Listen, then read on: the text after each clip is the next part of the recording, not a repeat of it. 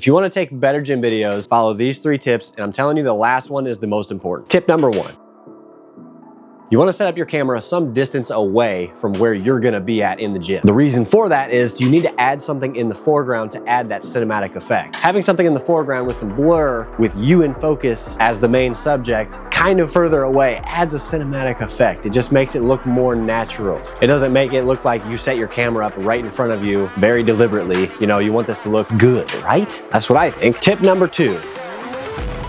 You need to use the rule of thirds when filming yourself. There's a reason why the rule of thirds is a thing. It just looks more pleasing. So you put yourself, position your camera in a way, you can still have it at some distance away from you, but position it in a way that puts you at a third of the frame. And that, again, adds more of that cinematic, more natural looking effect, and it just looks nice. Plus, it gives some context as to the gym, where you're at in the gym, you know, what you're working on. It's not just directly focused on you and you're not within the camera, you know what I mean?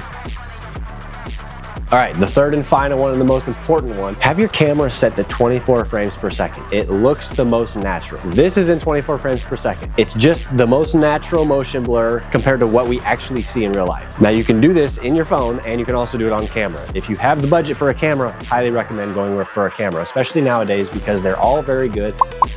And the price of good cameras has come down a lot. For brand new cameras, I mean, you can get a great video camera, like for example, the Canon R50V, for around 600 bucks. For something that has the power of that camera, for 600 bucks, I mean, 10 years ago, that same camera would be 3 grand all day. So set your camera to 24 frames per second or your phone, which you can do both. Most cameras are gonna be 23.987 frames per second. That's basically 24 frames per second. If you have a Sony, I believe Sonys are actually 24 FPS. Canon's I know is very specific and it's 23.987.